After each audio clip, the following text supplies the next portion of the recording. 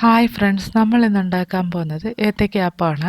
അതിന് വേണ്ടിയിട്ട് ഞാനിവിടെ 2 ഏത്തയ്ക്ക നീളത്തിലുള്ള 6 പീസായിട്ട് മുറിച്ചെടുത്തിട്ടുണ്ട്. പിന്നെ 250 ml കപ്പ് 1 കപ്പ് മൈദാമാവ് എടുത്തിട്ടുണ്ട്.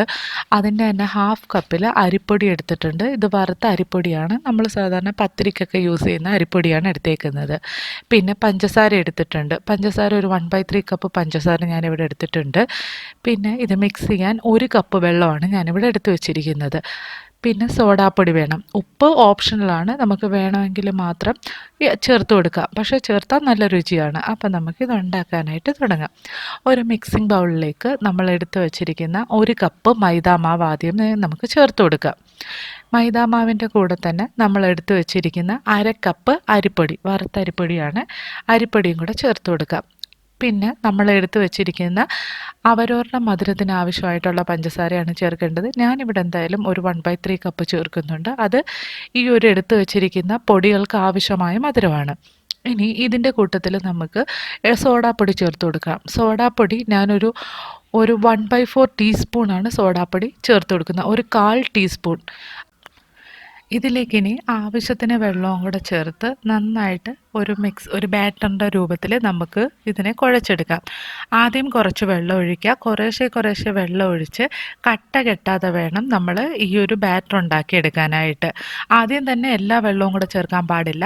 ആവശ്യത്തിന് വെള്ളം ഒഴിച്ച് കുഴച്ചാണ് എടുക്കേണ്ടത്. കട്ട കെട്ടാതെ കുറേശ്ശെ ആയിട്ട് മിക്സ് ചെയ്ത് നമുക്ക് ഇതിലേക്ക് നമുക്ക് ഒരു 1/4 ടീസ്പൂൺ മഞ്ഞൾ ചേർക്കാം.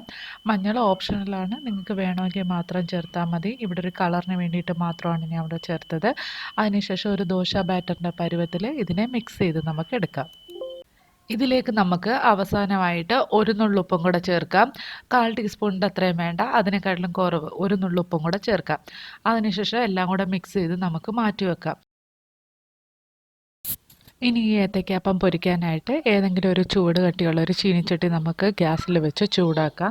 ഇവിടെ ഞാനൊരു ഇരുമ്പിൻ്റെ ചീനിച്ചട്ടിയാണ് യൂസ് ചെയ്യുന്നത്. അതിൻ്റെ അകത്ത് ആവശ്യത്തിന് എണ്ണ ഒഴിച്ചിട്ട് ചൂടാക്കാനായിട്ട് വെച്ചിട്ടുണ്ട്.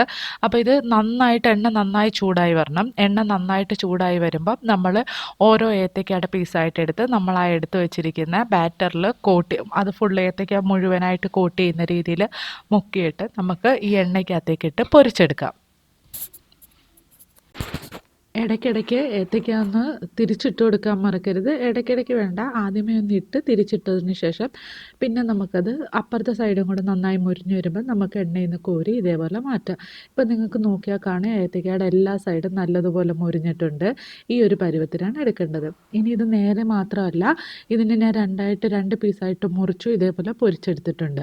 അപ്പോൾ ഇതേപോലെ ബാക്കി ഏത്തയ്ക്ക മൊത്തം നമുക്ക് ഇതേപോലെ പൊരിച്ചെടുക്കാം.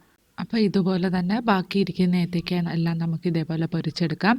അപ്പോൾ നിങ്ങളെല്ലാവരും ഈ റെസിപ്പി ട്രൈ ചെയ്ത് നോക്കുക. നിങ്ങൾക്ക് എല്ലാവർക്കും ഇഷ്ടപ്പെട്ടിട്ടുണ്ടെങ്കിൽ ലൈക്ക് ചെയ്യാനും ഷെയർ ചെയ്യാനും നമ്മുടെ ചാനൽ സബ്സ്ക്രൈബ് ചെയ്യാനും എല്ലാവരും മറക്കല്ലേ.